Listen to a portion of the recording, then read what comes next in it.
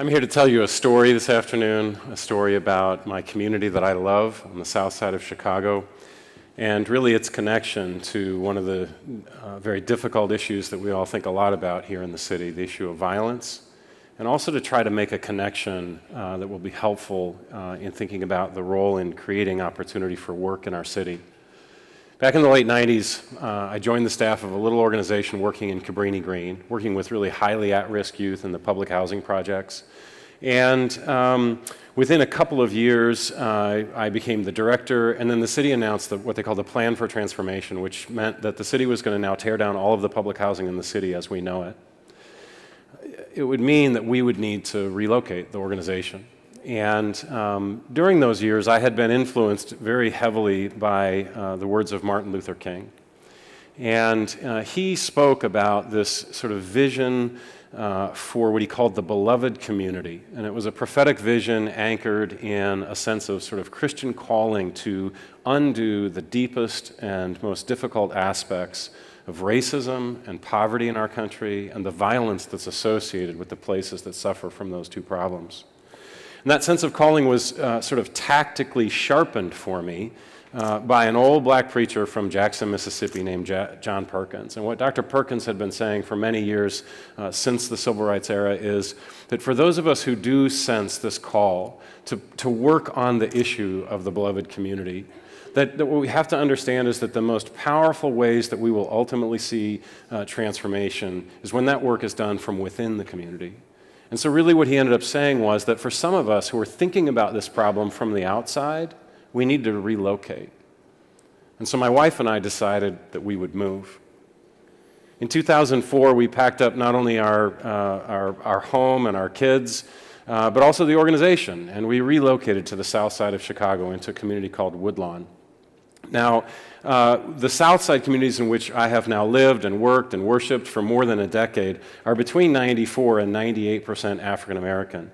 So given the fact that my wife and I have 7 children, it's safe to say that when we moved in, we stood out. We were the other. We met little children who'd never met a human being in person that had blue eyes. We were something distant. And yet, in spite of that, we were welcomed. And so yes, there were lots of adjustments and there was lots of challenges in becoming a part of the community in the South Side, but we were welcomed by a loving community, one that welcomes us to this day. And we went to work. We bought an old abandoned building on 61st Street, and we began physically rebuilding this building and started the organization over so that we could love and serve our community. We started initially just with 2nd through 5th graders and after-school programs and started working with those kids. And you know, what happened over time is, oddly, these kids began to grow up. And as they grew up, the problems that they faced became more challenging. Our own kids got older, and it just seemed like everybody's problems got more complicated. But those 2nd graders became teenagers. And when they became teenagers, the challenges that they faced became downright severe. As you can imagine, when people think about the neighborhood that I live in, when they think about my community, there's a tight association between the way that people often think about my community and the teens and the association with those kids and violence. It's almost impossible for people from the outside to separate those two ideas, to the point where people would say to me, "Are you sure this is a place you want to raise your kids? Are you sure this is a place to go to? I mean, isn't this actually a place to run away from? I mean, all of that senseless violence. A lot of psychopaths or something." Well, that's a conclusion about the neighborhood that is only made from outside of the neighborhood. That is not a conclusion that is made from within the community. We knew that we faced severe challenges, but we also knew that many of these presumptions in terms of how we understand the kids in our neighborhood was wrong. As a society, it looks senseless, but what does that actually mean? It was in the paper 2 or 3 times this morning. Senseless violence.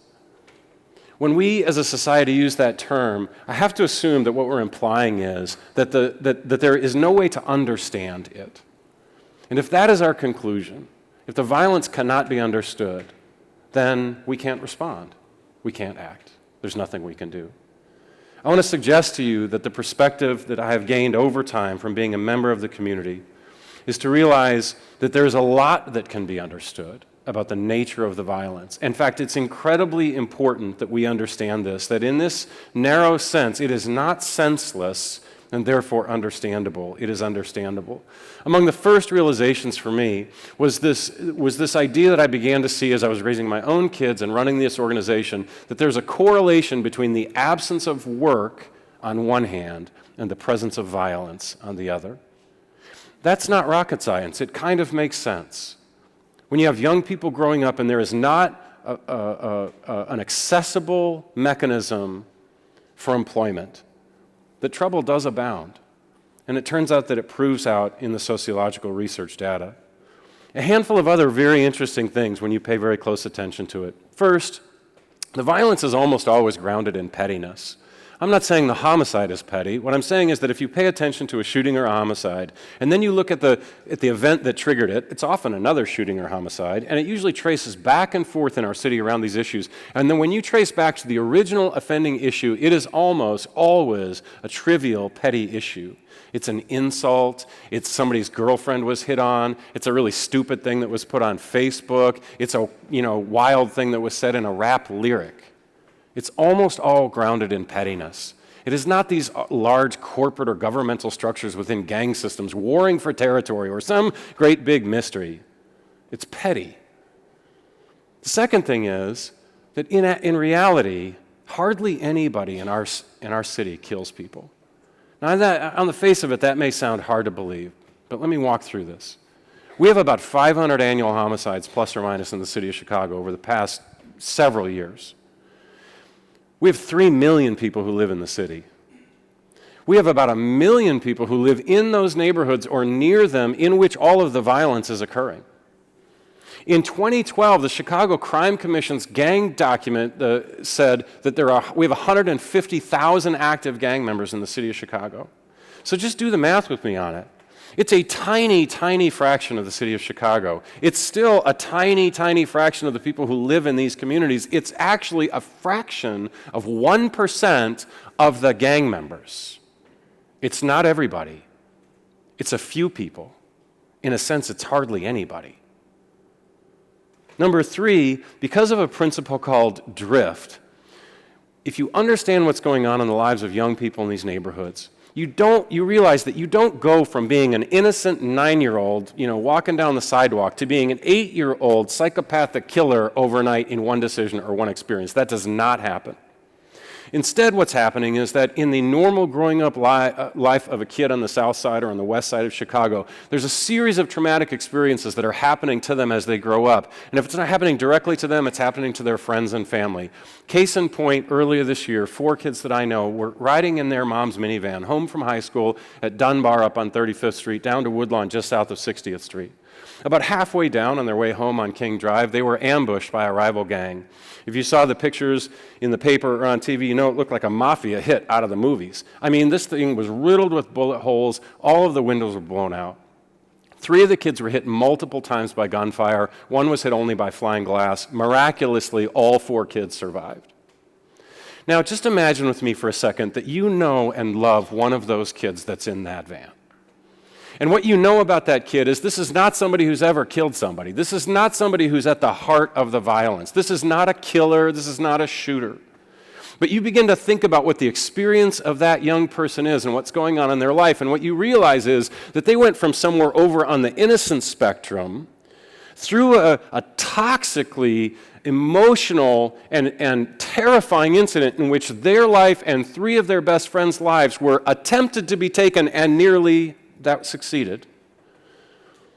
You put yourself in that position and you realize that while it would not be wise, it would not be irrational to think about beginning to protect yourself, especially if guns are very easy to get, which they are.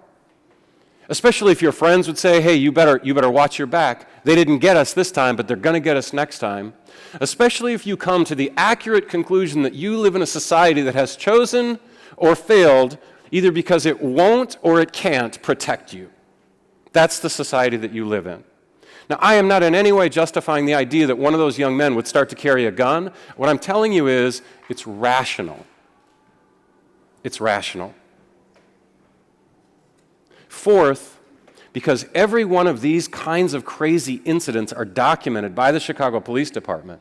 Every one of those 4 young men, their names on a police report, and all of their friends, and many of their family members. And every time an incident like this happens, what happens is that there's documentation. And so as kids grow up, and as they're closer or further from the heart of the violence through this series of experiences, the more likely they are to be at the heart of the violence, either as just proximate to it because they're friends and family, or actively as a shooter or somebody engaged in the violence, the closer they are to it, the more of these events they've gone through, and their name is on a list, which means we know who they are. So string together those simple ideas. It's pettiness. There's not that many people. These are rational actors, and we know who they are. It leads you to this idea. We could go talk to them. We could go talk to them. They're moving back and forth on this continuum as they're growing up, further away or closer to being somebody at the heart of the violence. We could go talk to them and offer them an alternative opportunity that would direct them back in a different direction. We could do that. It's understandable.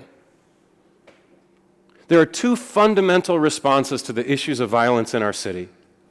The first one is responding actually to the acts of violence themselves. And the direct factor in responding to violence appropriately and understanding how this works is law enforcement. It is effective, fair, professional law enforcement. Here's how it works. If you shoot someone, you should go to jail. It's not rocket science. Did you know that according to researchers on the south side of Chicago, at the University of Chicago, that less than 10% of the time that someone in our society, in our city is shot, that there's any legal repercussion of any consequence for the shooter? More than 90% of the time someone gets shot, they go free. We as a society are not protecting our young people. There's no 2 ways about it. Now that's the law enforcement and the criminal justice and the policy side of it. And I would suggest that most of us are probably not in that arena. All of us have a role in advocating for it. But if the one response to violence is the direct response to actual acts of violence, the other is all of the other exacerbating circumstances. There's a priest in Southern California named Greg Boyd that is famous for saying, "Nothing stops a bullet like a job."